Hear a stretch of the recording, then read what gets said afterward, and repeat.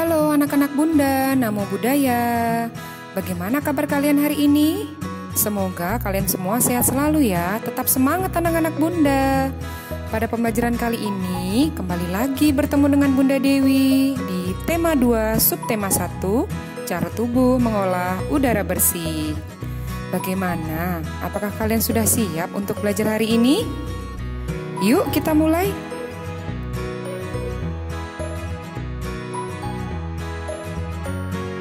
Pada pembelajaran pertama, kita mulai dari mata pelajaran Bahasa Indonesia. Nah, pada pembelajaran Bahasa Indonesia, kita akan membahas mengenai menjelaskan informasi penting pada teks. Kalian boleh buka buku paket kalian ya di tema 2, halaman 3.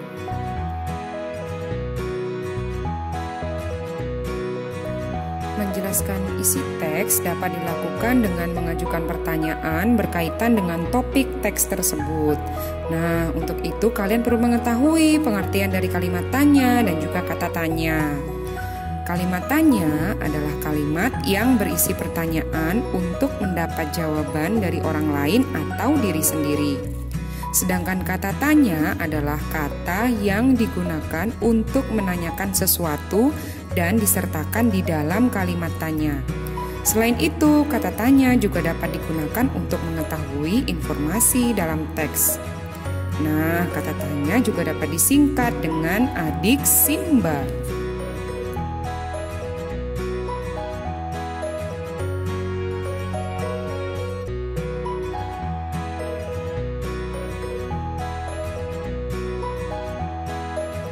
Yuk kita lanjut ke fungsi kata tanya adik Simba. Apa sih kepanjangan dari adik Simba?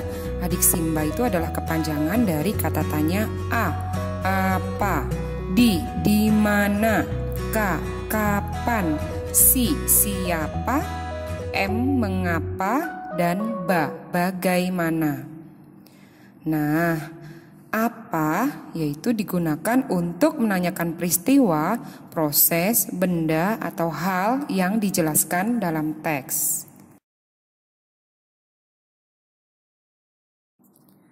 Di mana digunakan untuk menanyakan tempat terjadinya suatu peristiwa dalam teks. Kapan digunakan untuk menanyakan waktu terjadinya suatu peristiwa dalam teks. Siapa digunakan untuk menanyakan orang atau pihak yang terlibat dalam suatu peristiwa. Mengapa digunakan untuk menanyakan sebab atau alasan terjadi suatu peristiwa dalam teks. Bagaimana digunakan untuk menanyakan proses terjadinya suatu peristiwa dalam teks.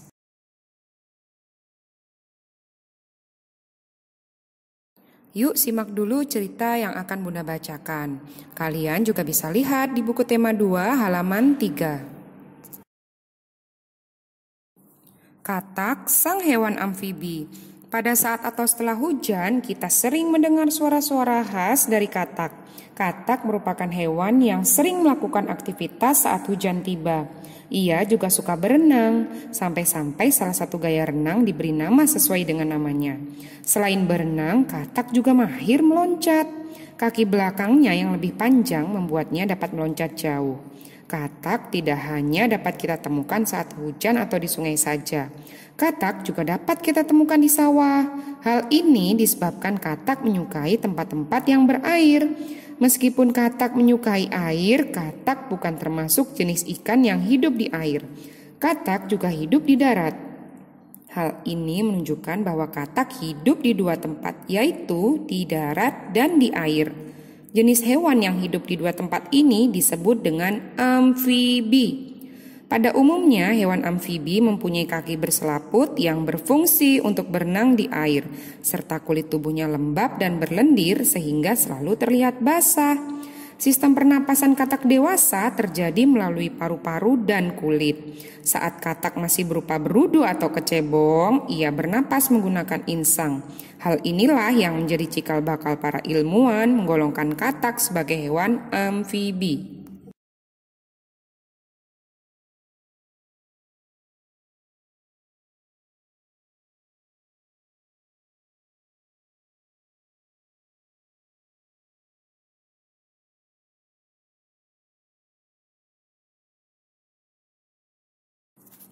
Dari teks yang sudah Bunda bacakan tadi, yuk kita jawab pertanyaan-pertanyaan yang ada di halaman 4. Kalian boleh buka buku kalian halaman 4 ya.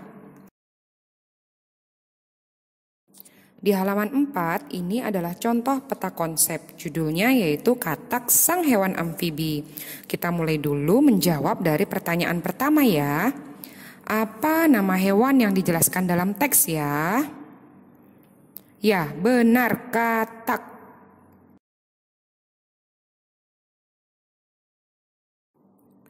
Lanjut, bagaimana cara hewan tersebut bernapas?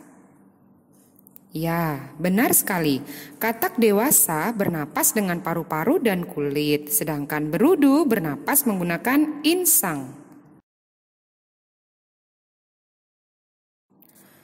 Mengapa hewan tersebut digolongkan ke dalam kelompok hewan amfibi?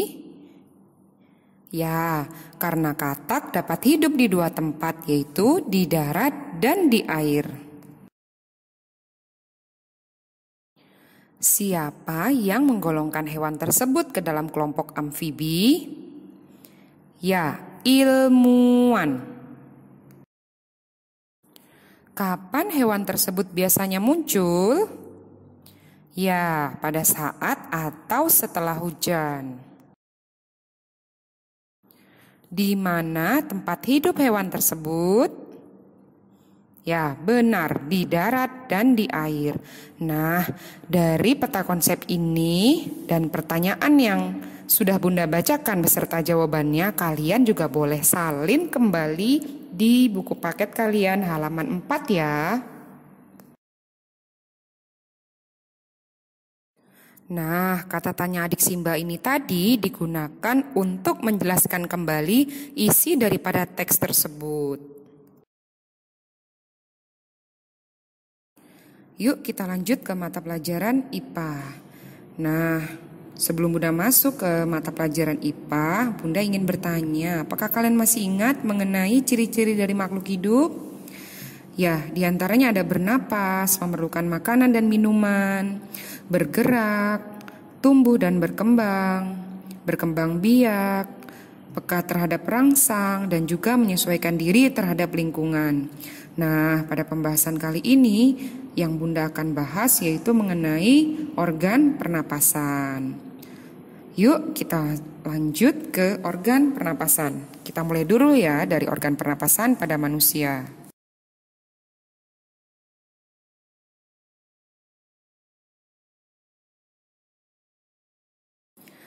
Perlu kalian ketahui bahwa menghirup udara merupakan salah satu proses dalam bernapas. Manusia bernapas dengan cara menghirup oksigen dan mengeluarkan karbon dioksida. Tahukah kalian bahwa organ tubuh apa saja ya yang berperan penting pada saat manusia bernapas? Nah, organ pernapasan manusia adalah paru-paru.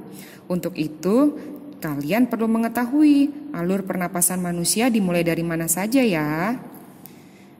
Ya, alur pernapasan manusia dimulai dari hidung.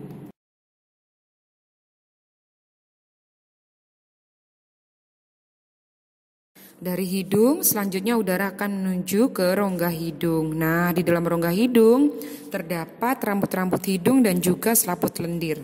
Rambut-rambut hidung berguna untuk menyaring debu dan juga kotoran yang masuk. Nah, selanjutnya selaput lendir berguna untuk menyesuaikan suhu udara yang kita hirup. Dari hidung, udara akan menuju ke trakea.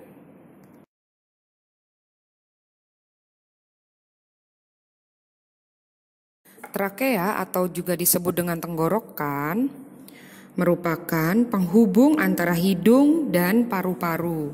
Di trakea terjadi penyaringan kembali udara yang masuk dan mengantarkan udara tersebut ke paru-paru.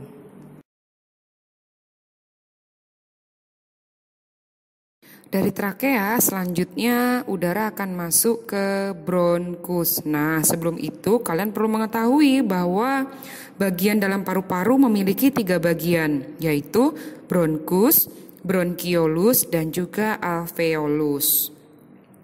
Bronkus adalah batang tenggorokan bercabang dua yang menuju paru-paru kanan dan juga paru-paru kiri. Nah, setiap bronkus mengalami percabangan lagi yang disebut dengan bronkiolus. Kalian juga bisa lihat pada gambar. Nah, pada ujung bronkiolus terdapat alveolus. Nah, alveolus itu bentuknya seperti buah anggur kecil-kecil. Kalian juga bisa lihat seperti di gambar. Alveolus ini berfungsi sebagai tempat pertukaran oksigen dan juga karbon dioksida.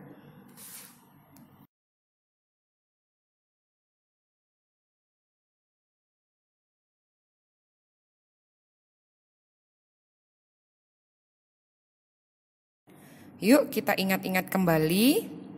Alur pernapasan manusia dimulai dari udara akan masuk ke hidung, selanjutnya ke rongga hidung, trakea, bronkus, dan paru-paru.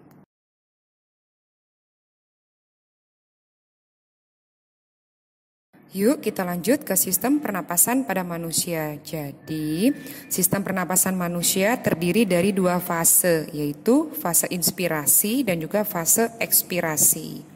Fase inspirasi adalah proses menghirup oksigen ke dalam tubuh.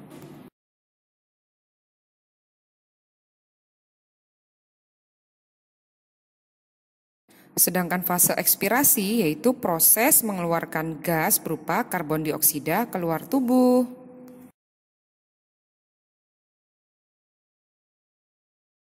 Di awal tadi Bunda sudah menjelaskan mengenai organ pernapasan pada manusia. Ya, organ pernapasan pada manusia yaitu paru-paru. Kita ingin mempelajari lebih lanjut mengenai bagian dalam dari paru-paru. Ya, diantaranya yang pertama yaitu bronkus. Bronkus adalah batang tenggorokan bercabang dua. Selanjutnya, bronkus mengalami percabangan lagi yang disebut dengan bronkiolus. Jadi, bronkiolus adalah percabangan dari bronkus. Di ujung bronkiolus terdapat alveolus. Nah, alveolus ini bentuknya tadi seperti yang Bunda sampaikan, bentuknya seperti buah anggur kecil-kecil. Alveolus ini berfungsi sebagai tempat pertukaran oksigen dan juga karbon dioksida.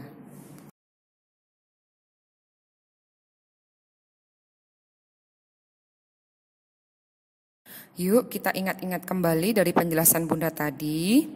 Jadi manusia bernapas membutuhkan oksigen dan juga mengeluarkan karbon dioksida. Sistem pernapasan pada manusia tadi sudah Bunda jelaskan bahwa dibagi menjadi dua fase, yaitu fase inspirasi dan juga fase ekspirasi. Fase inspirasi yaitu proses menghirup udara. Udara yang kita hirup adalah oksigen.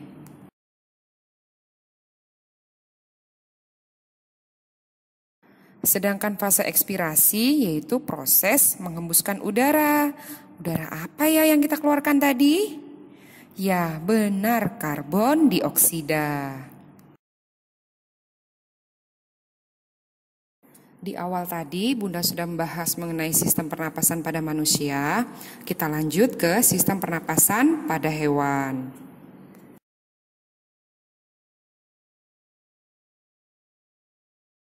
Kita mulai dari ikan. Jadi ikan bernapas dengan menggunakan insang. Kalian bisa lihat insang itu bentuknya yang seperti apa sih? Kalian juga bisa lihat pada gambar ya. Jadi insang berbentuk lembaran-lembaran tipis. Nah, air yang mengandung oksigen nantinya akan masuk melalui mulut ikan. Lalu mulut ikan tertutup dan air akan mengalir ke bagian insang yang terbuka dan terjadilah pertukaran oksigen dengan karbon dioksida.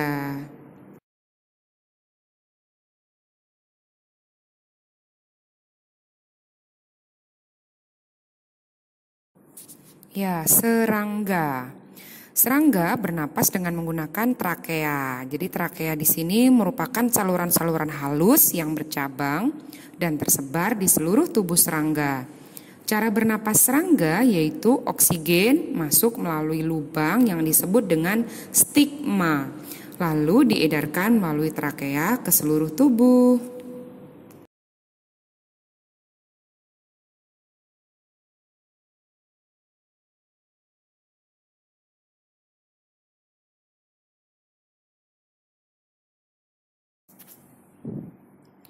Selanjutnya kita masuk ke amfibi atau katak. Nah, amfibi merupakan hewan yang memiliki dua tahap hidup, yaitu di air dan juga di darat. Saat di air atau dalam fase berudu atau kecebong, amfibi bernapas dengan menggunakan insang. Kalian bisa lihat pada gambar ya. Nah, saat di darat, amfibi bernapas dengan paru-paru dan juga kulit. Nah, pernapasan dengan menggunakan paru-paru dan kulit yaitu dialami pada fase katak dewasa. Nah, amfibi juga memiliki kulit yang selalu lembab dan basah, gunanya untuk membantu pertukaran oksigen dan juga karbon dioksida.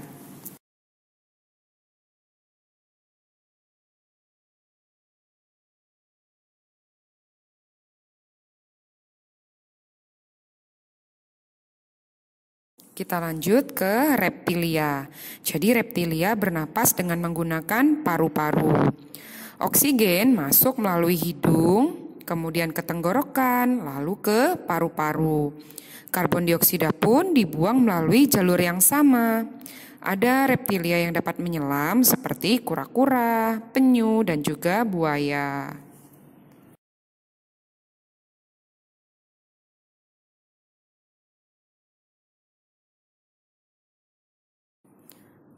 Berikutnya kita lanjut ke pernapasan pada burung. Jadi pernapasan pada burung dibagi menjadi dua.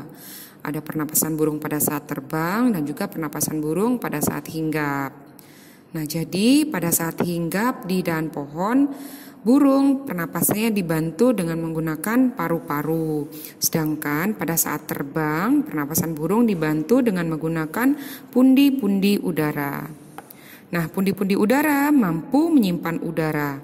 Jadi saat terbang, burung tidak bernapas lagi melalui hidung, melainkan dengan menggunakan udara yang tersimpan di pundi-pundi udara.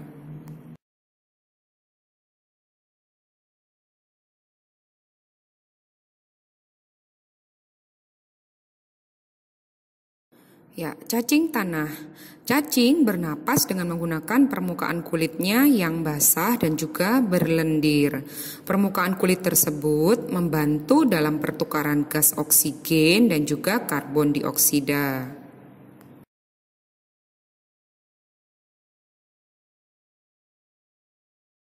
Lanjut ke mamalia. Di sini Bunda ambil contoh harimau ya. Mamalia bernapas dengan menggunakan paru-paru. Oksigen masuk melalui lubang hidung, lanjut ke tenggorokan dan ke paru-paru. Karbon dioksida dikeluarkan melalui jalur yang sama. Mamalia yang hidup di air bernapas dengan cara memunculkan diri ke permukaan air secara berkala untuk mengambil udara. Contohnya yaitu lumba-lumba dan juga paus.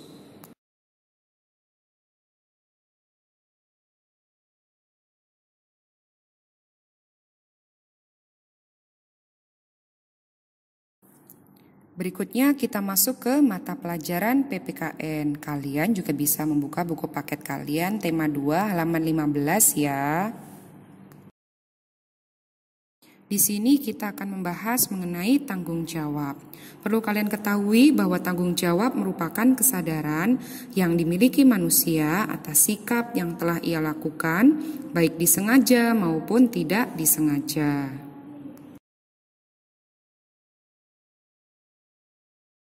Berikutnya kita akan lanjut ke contoh tanggung jawab.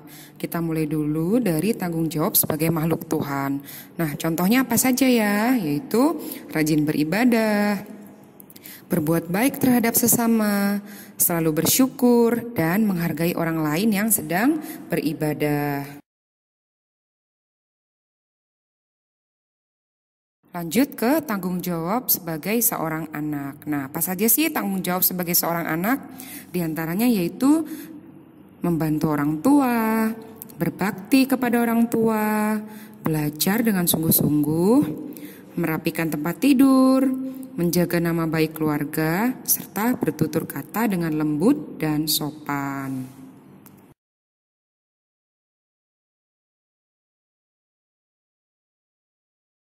Ya, berikutnya tanggung jawab sebagai seorang siswa. Nah, pasti kalian tahu dong tanggung jawab sebagai seorang siswa. Di antaranya yaitu selalu jujur saat mengerjakan ujian, memakai seragam, datang tepat waktu, selalu mengumpulkan tugas, dan tidak lupa untuk melaksanakan piket.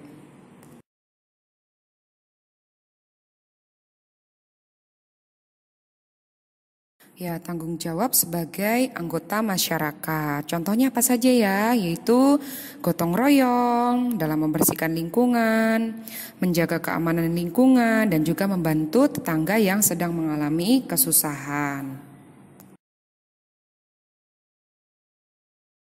Berikutnya, tanggung jawab sebagai warga negara, diantaranya yaitu selalu mematuhi peraturan lalu lintas, kemudian taat dalam membayar pajak, mencintai budaya negeri sendiri, dan juga menjaga nama baik Indonesia.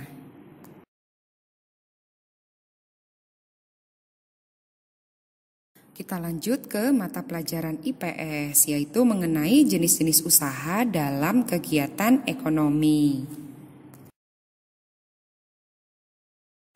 Perlu kalian ingat dan kalian ketahui bahwa bentang alam di Indonesia terdiri atas pegunungan, dataran tinggi, dataran rendah, gunung, dan juga lautan. Bentang alam memiliki potensi sumber daya alam yang dapat dimanfaatkan untuk memenuhi kebutuhan manusia. Nah, upaya manusia untuk memenuhi kebutuhan hidupnya disebut dengan kegiatan ekonomi.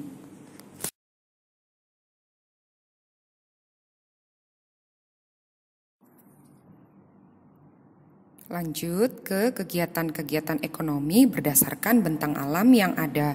Kalian juga bisa membuka buku paket kalian tema 2 di halaman 16-17 ya.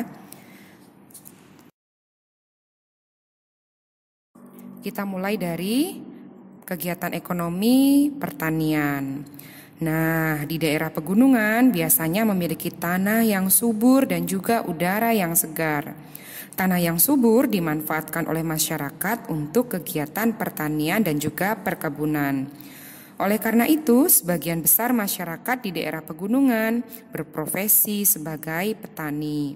Petani menanam berbagai jenis tanaman seperti padi, sayuran, dan juga buah-buahan.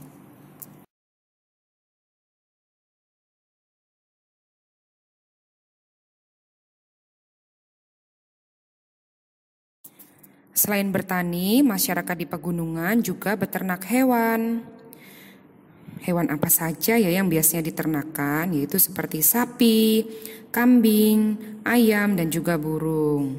Nah, nantinya hasil pertanian dan peternakan tadi biasanya dijual atau dikonsumsi oleh petani itu sendiri.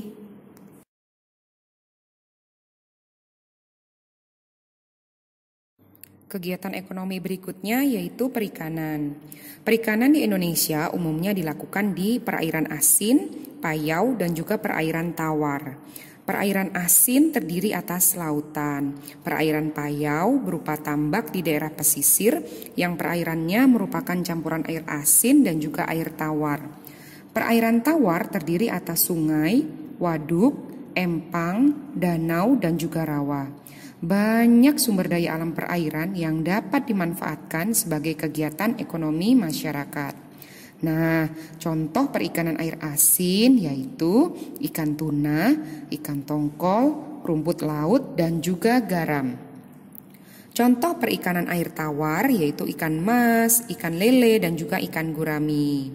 Dan contoh perikanan air payau yaitu ikan bandeng, ikan kerapu, ikan patin, dan juga ikan kakap.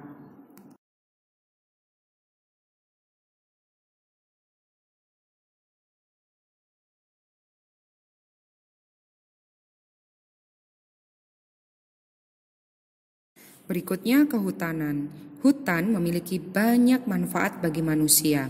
Masyarakat yang tinggal di sekitar hutan memanfaatkan kayu dari hutan untuk membangun rumah, membuat kayu bakar, dan juga membuat industri peralatan rumah tangga.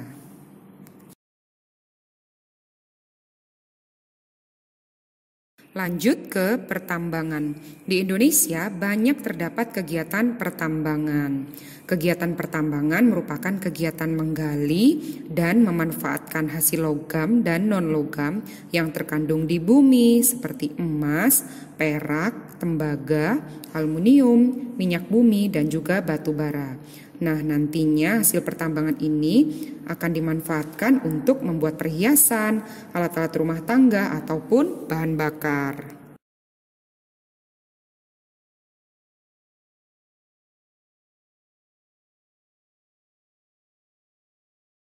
Perindustrian. Industri adalah kegiatan mengolah bahan mentah menjadi bahan setengah jadi atau barang siap pakai. Kegiatan industri banyak terdapat di daerah dataran rendah. Nah, jenis-jenis industri yang sering bermunculan diantaranya adalah industri kecil, sedang, dan juga besar.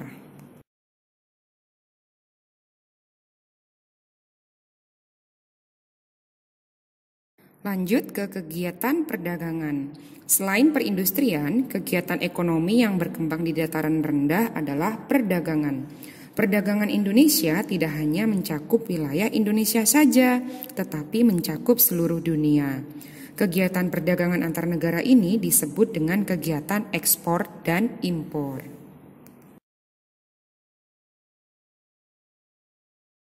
Ekspor adalah kegiatan menjual atau mengirim barang dagangan ke luar negeri sesuai dengan ketentuan pemerintah. Sedangkan impor adalah kegiatan perdagangan dengan cara memasukkan barang-barang dari luar negeri sesuai dengan ketentuan pemerintah.